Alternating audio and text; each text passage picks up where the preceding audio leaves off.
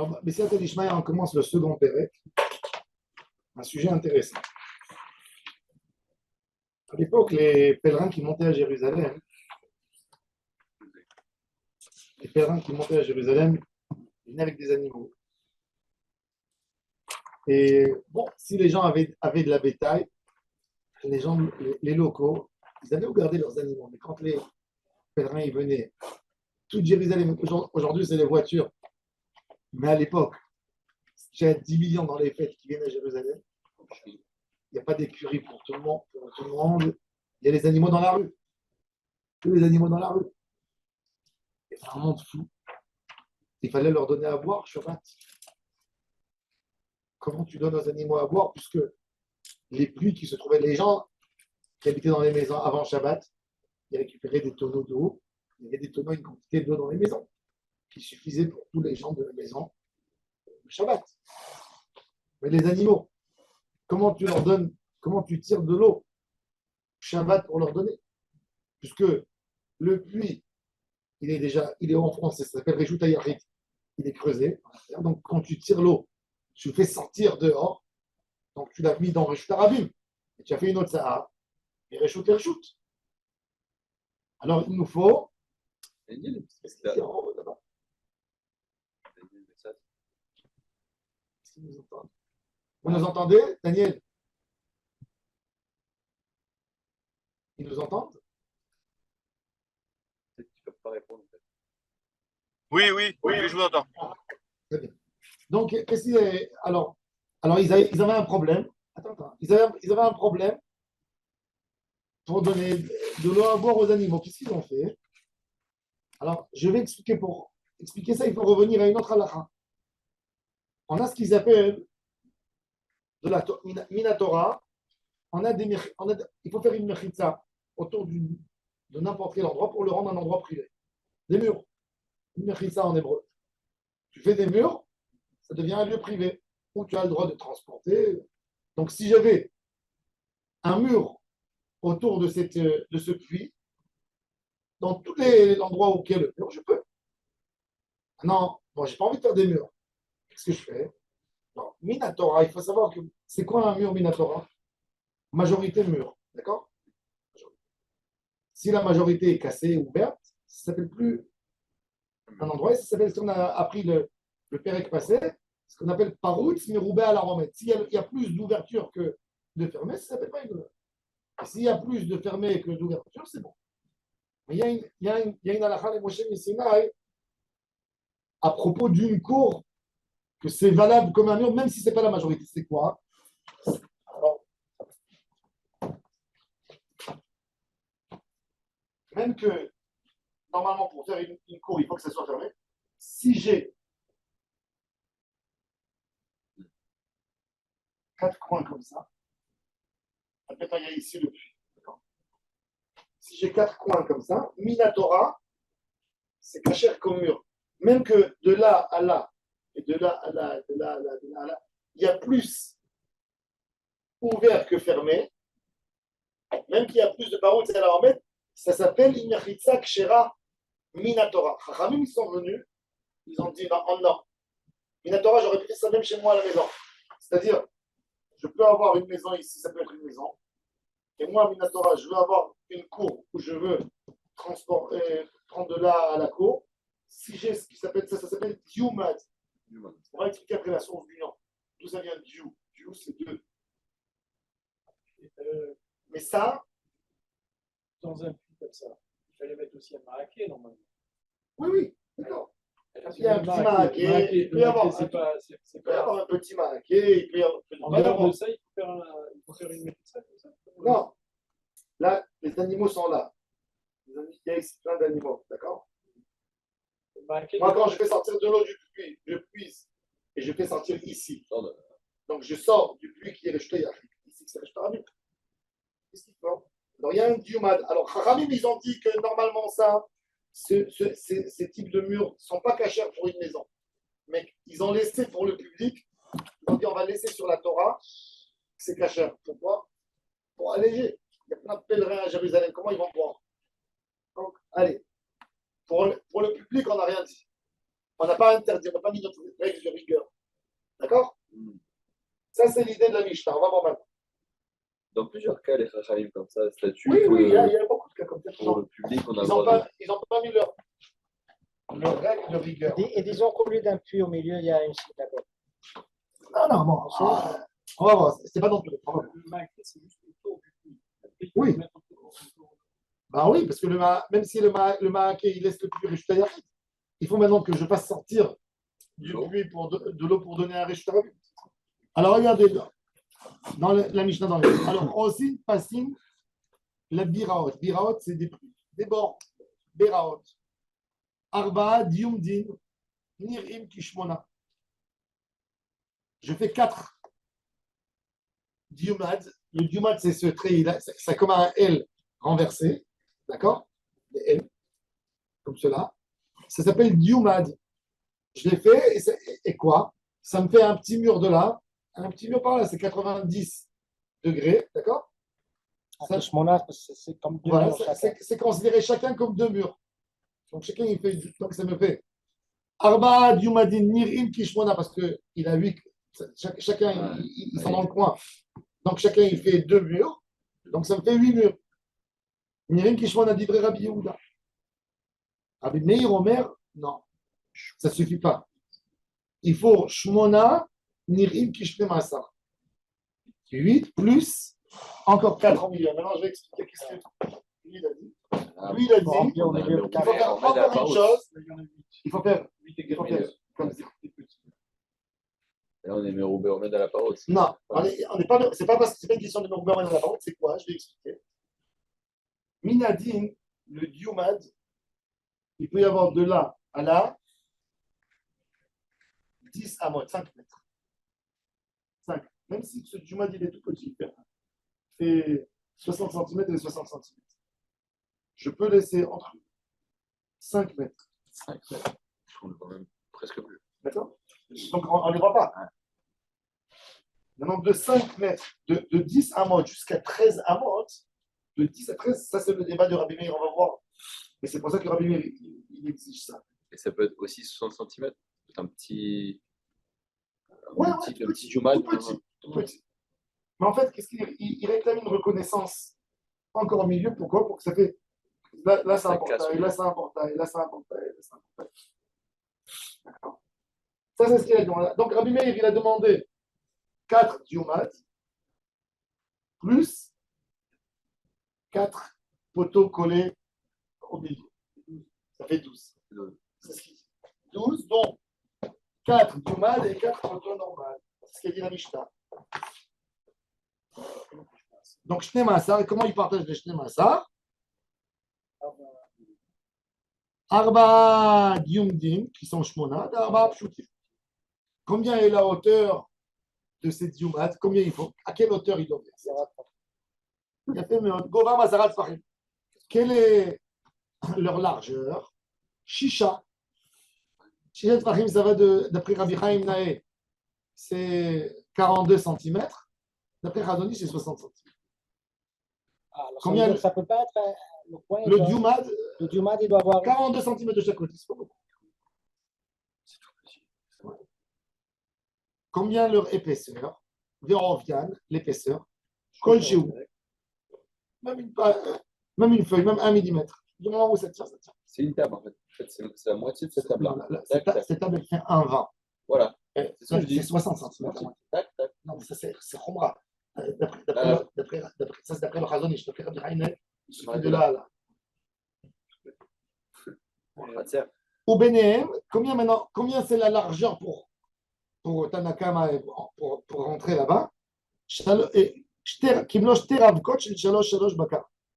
De quoi faire rentrer 6 taureaux collés ensemble, 3 et 3.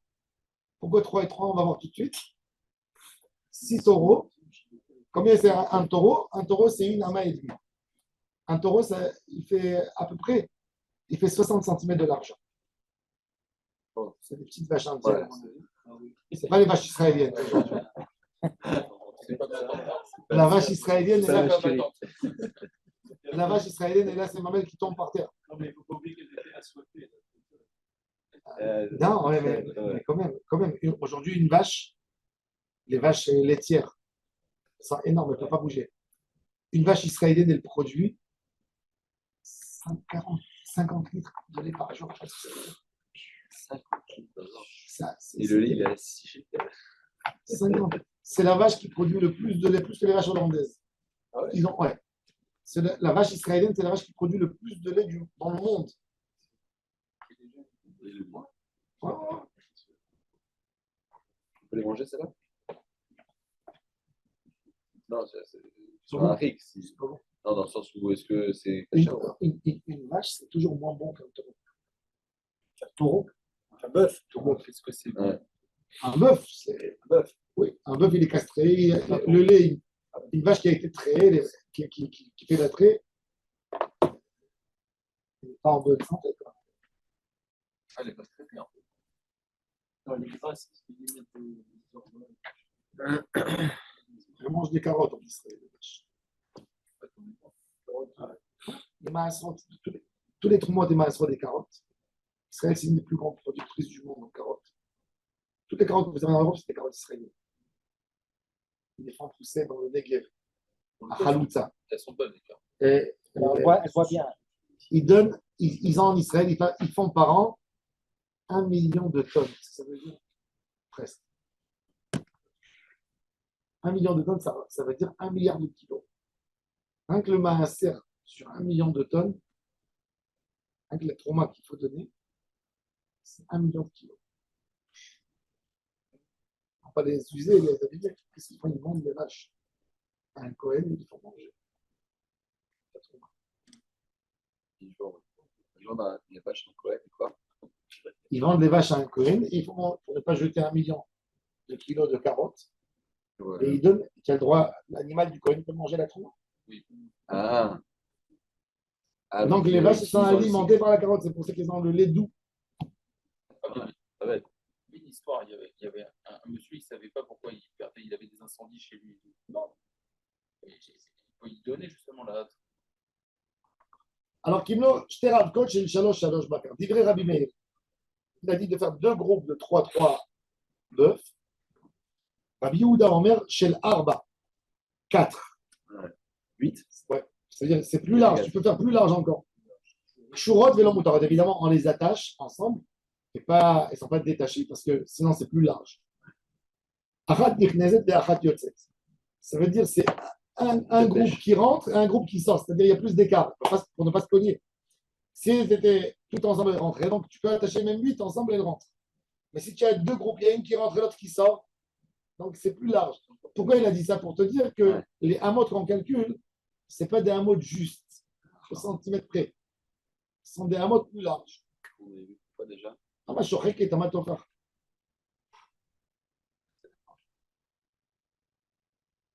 Maintenant, à combien je fais les diumades, les murs autour du puits, de quoi pouvoir faire rentrer l'animal, que l'animal elle fait rentrer sa tête et sa majorité et elle boit. Où ça? Là, ça c'est le pardon, plan de Tanakh. attends. Ensuite, moutar la rik kol shehu, ou bilvat chez avait pas passé. Maintenant, si j'ai envie de faire agrandir le terrain, j'ai par exemple, j'ai 1000 vaches que j'ai envie de faire boire. 1000 chameaux. Et j'ai un puits. Qu'est-ce que je fais? Je prends le diuma d'Idéhi et je l'éloigne, et je l'éloigne, et je l'éloigne. Combien que je veux. Et quoi? À condition que tu mets des traits. Ça veut dire, tu mets qui n'est pas ouvert plus que diamot. Entre un diumad et un diumad, il faut mettre des traits. Tu dépasses, tu ajoutes des traits. Plus agrandi, mais il y a toujours la même idée, le même système. Alors, c'est pas. Du diumad. Ah ouais. Il faut ajouter des petits murs, parce que plus tu les éloignes, plus d'espace au Parce qu'il milieu. faut maximum 5 non, 10, ouais. C'est-à-dire, il faut pas qu'il y ait d'espace plus que 5 mètres entre chaque poteau. Ça, c'est Rabbi Yehuda Omer, il a dit non, il ne faut pas exagérer. Combien je peux écarter et faire grandir la cour? Il a dit jusqu'à 1250 mètres carrés. Ad Betzaatayim, pour Rabbi Yehuda. C'est grand. 1250 mètres carrés, c'est 12-13 fois l'espace de ce Beth Midrash. Les deux salles. Alors, ça, c'est l'opinion de Rabbi Yehuda. Rabbi lui ont dit, c'est pas vrai. Ils lui ont dit, on n'est pas d'accord avec toi. Ils lui ont dit, le shiod, amrou, lolo, amrou, betzaatayim, et là, la guina, pour un petit jardin, un petit potager, et carpef, pour un marsan où on met du bois. Aval, imaya dire, s'il y a un dire, on met des animaux. Au sar, qu'on fait pour garder les animaux. Dire, c'est quoi? Les gens à l'époque, quand ils ramassaient les fruits du champ, ils voulaient enrichir le champ avec des engrais. Qu'est-ce qu'ils faisaient?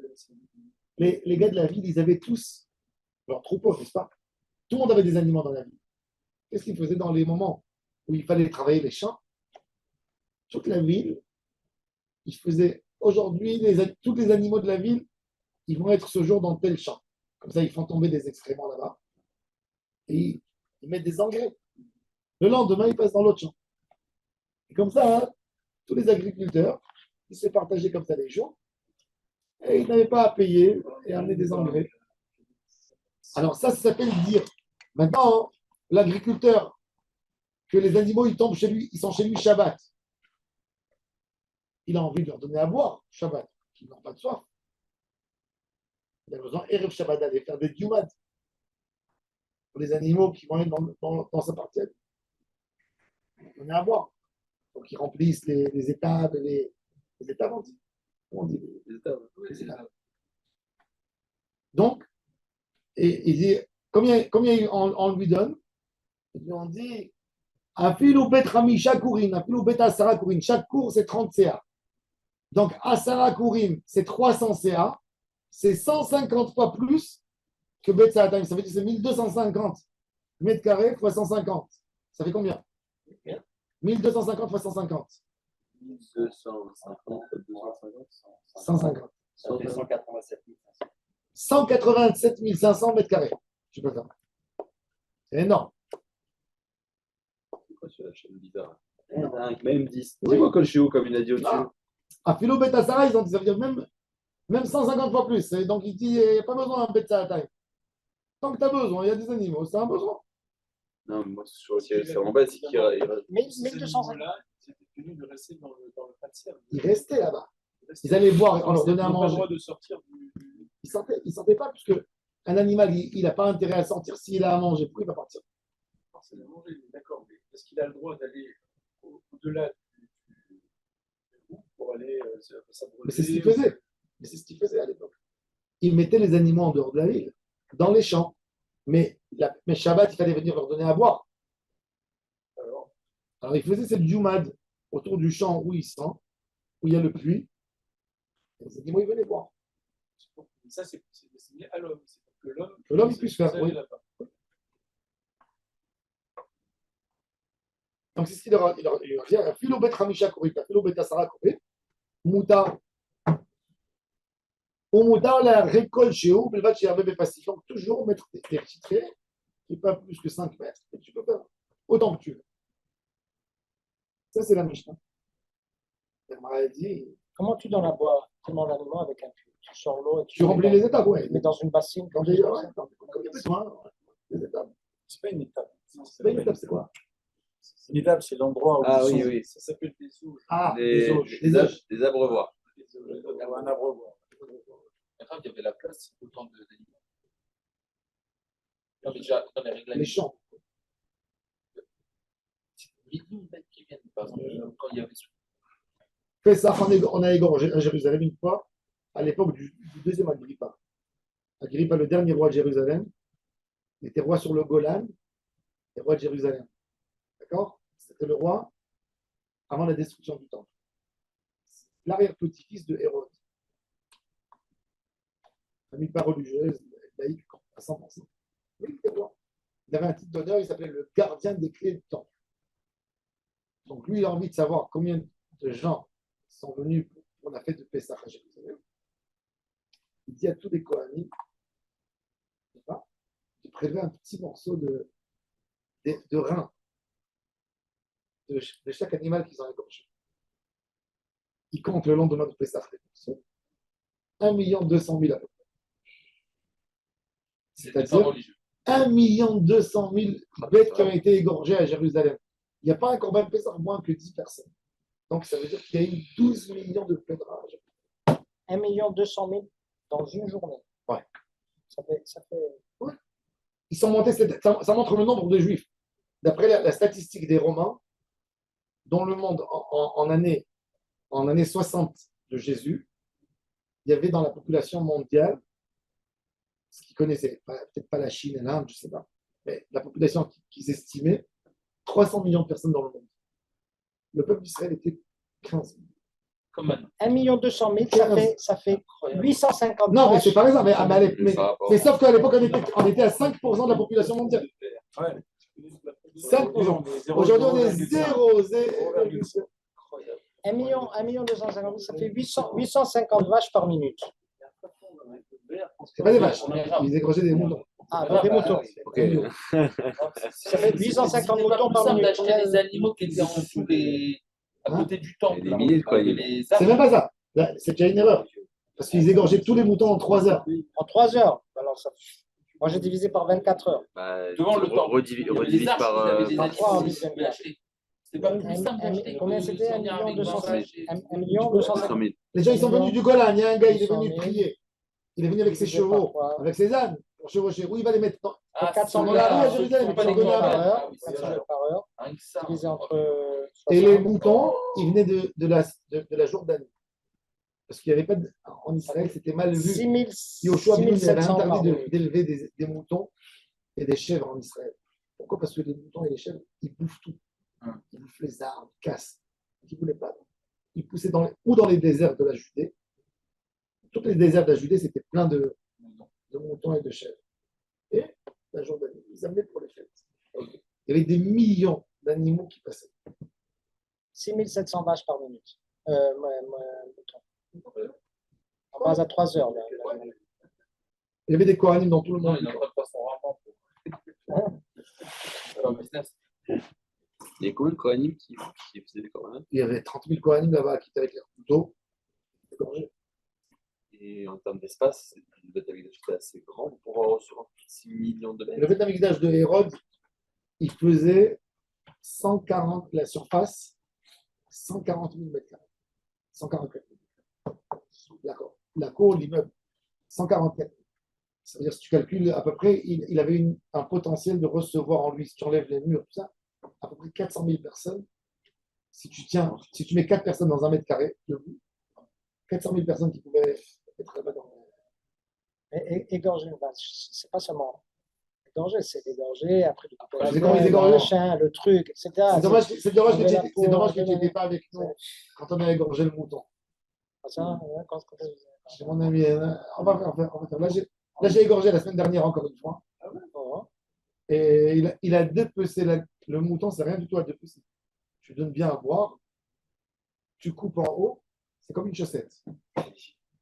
Tu ouvres comme ça, tu tires, il y a de la graisse. Il sort blanc complètement. Hein.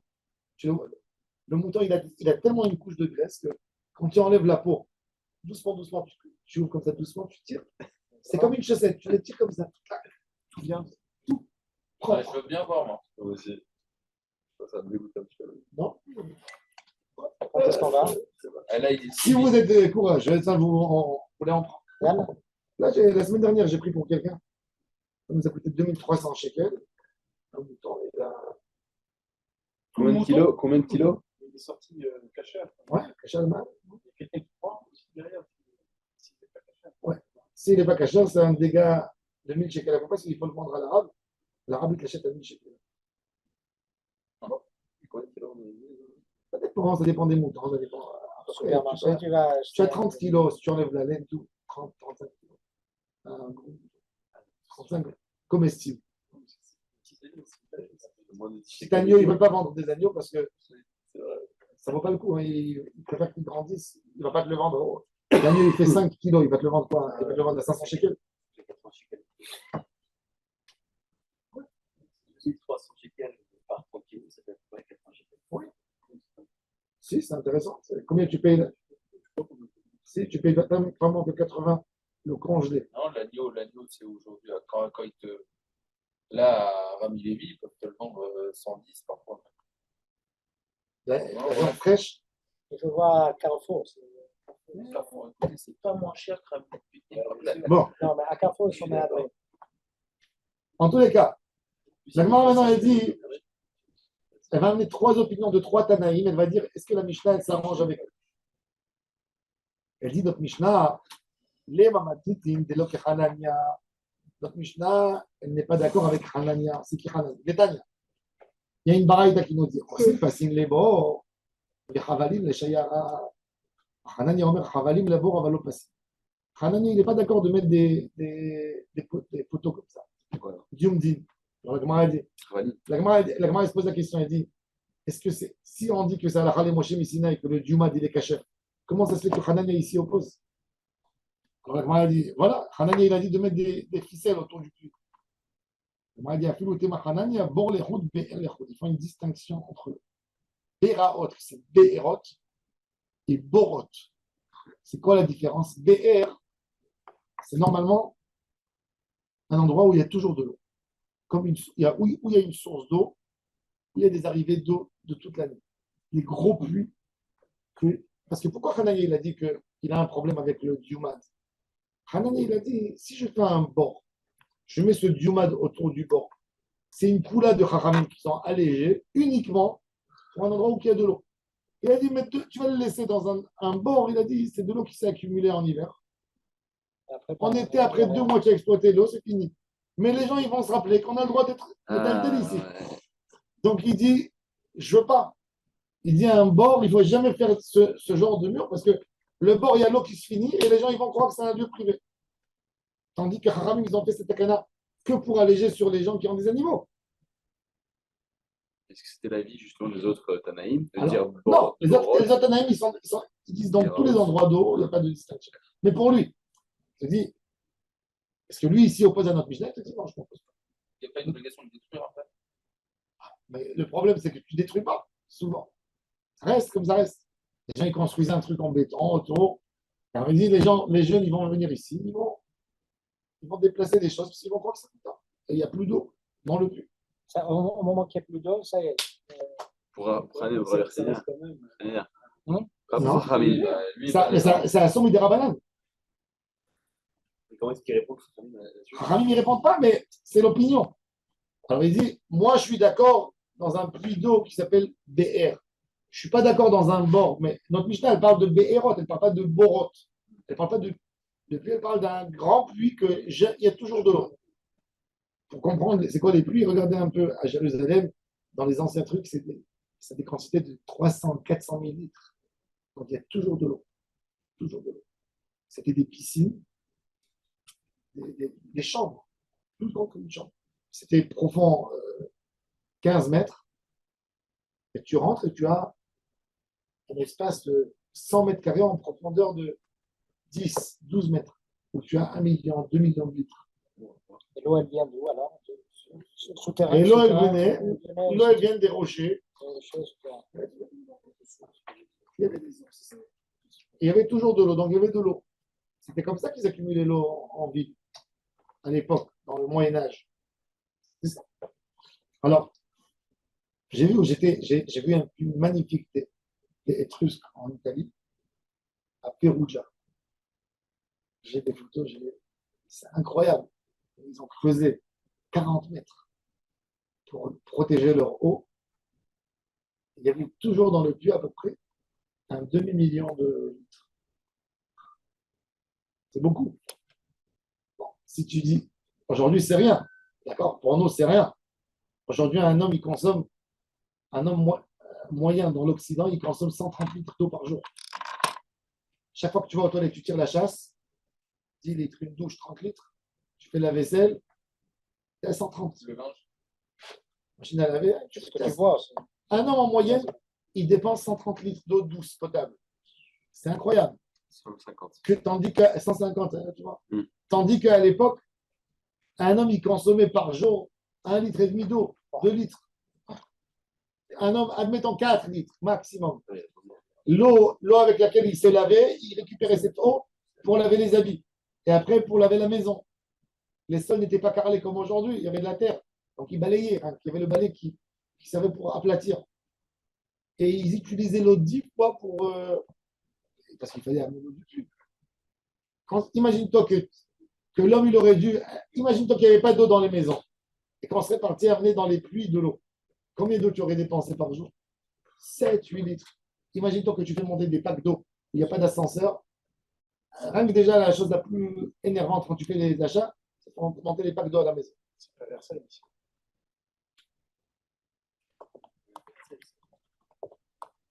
Donc, alors il a dit Hanania, moi je suis d'accord avec le BR, mais pas avec le bord. Donc, il n'est pas censé être honnête sur notre Mishnah. C'est ce que nous dit la Gemara. Afilou de Hanania, bon les routes BR. Il y a d'autres qui disent, mais dès lors qu'Atania Hanania, on s'en chavalim la bord ou passim la BR, Michlal de Hanania, lojna bord et lojna BR. Chavalim in passim lo. Il y a d'autres qui disent non. Hanania, il n'a pas dit. Je reprends. Puisqu'on n'a pas dit dans la Mishnah ou dans la Braïta Hanania, Omer, dans les paroles de Hanania, Osim Chavalim les bords, faire des ficelles autour du puits, ou Passim les BR, il n'a pas dit ça. C'est-à-dire, Michlal, tu apprends de là, sous-entendu, de la Hanania, Loshna Bor, Loshna BR. Dans les deux, il est mahmi. Chavalim, il fait mettre des cordes, oui, Passim, non. Il n'y a pas de diumad. Les mamatitin de l'eau Hanania, notre Mishnah n'est pas comme Hanania. Alors il a dit non, c'est pas vrai. Hanania, notre Mishnah peut s'arranger même d'après Hanania. Hanania, les maïdi Kahamar, Danakama, Kamehader, dans la Braïta.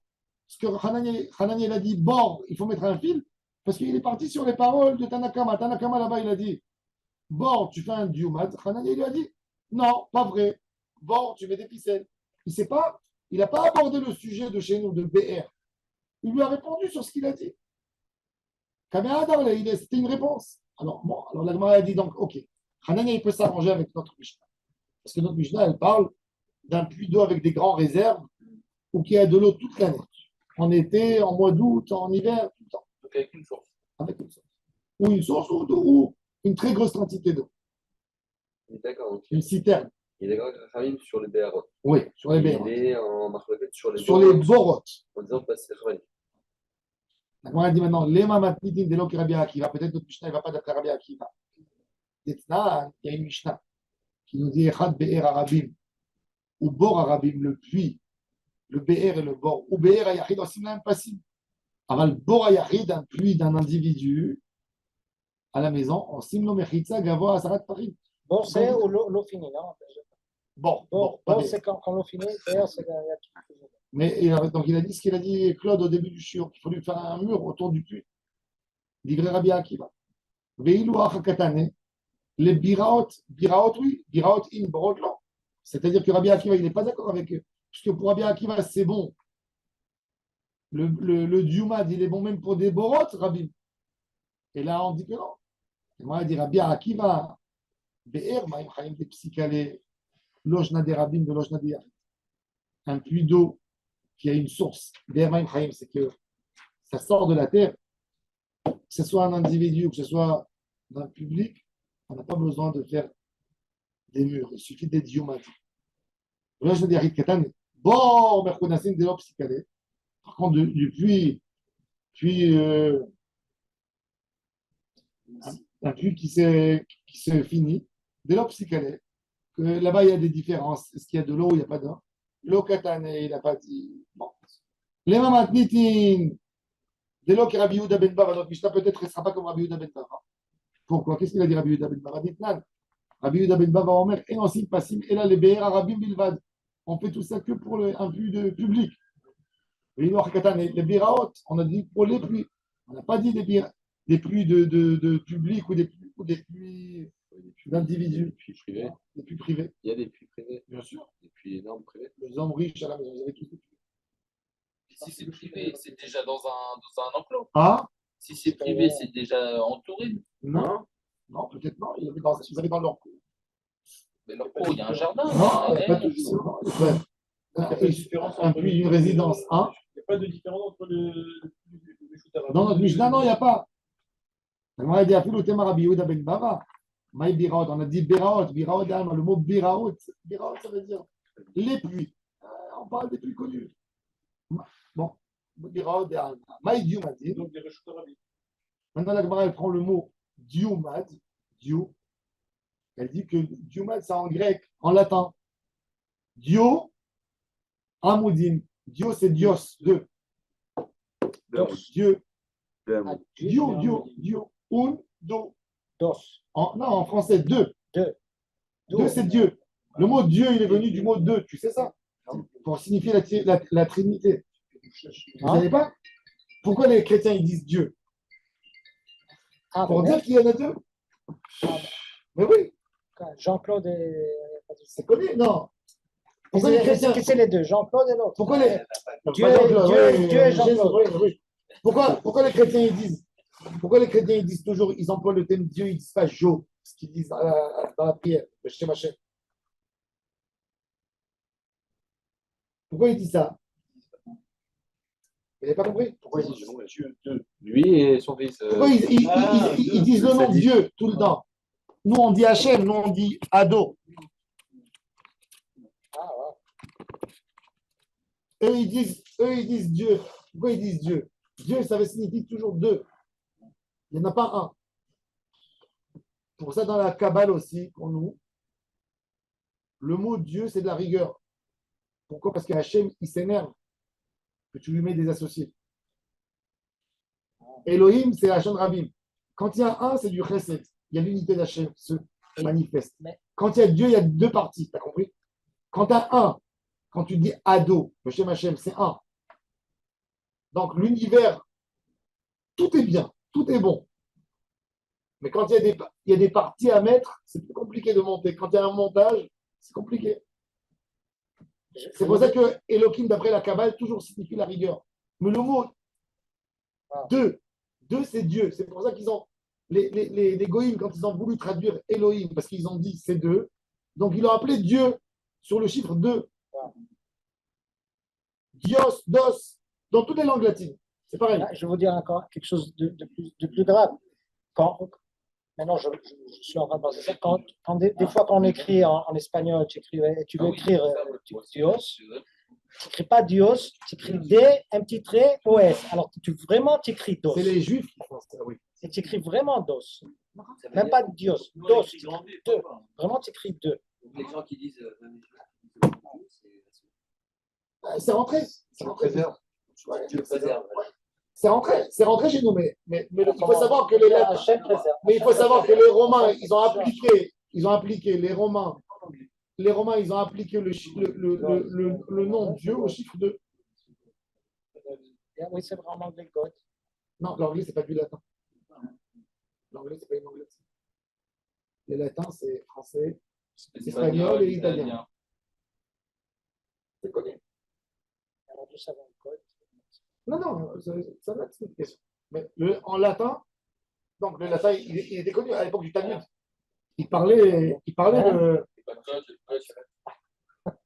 Alors il va expliquer qu'il y a plein de. Alors la Gemara va donner plein d'exemples. La Gemara va donner des exemples que le chiffre 2, il est rentré même dans le langage de la Mishnah. Par exemple, il y a un arbre fruitier qui donne en 2 saisons dans l'année, il s'appelle Dioufra. 2 fruits. Même le mot fruit en hébreu, péri et fruit, c'est pareil. Fruit, péri, fruit. Alors la Gemara donne des choses. Alors regardez. Dio le Menuda, Shevar, Zuni, Menuda. Snanatam, Rabbi Yehuda Omer. Ouais. Kolashikim Pturim, Chutmina Diofra, Maï Diofra, Amar Oula, Ilana Ose Dio, 2, Perot Beshana. Amar Rabbi Yermia Ben Elazar.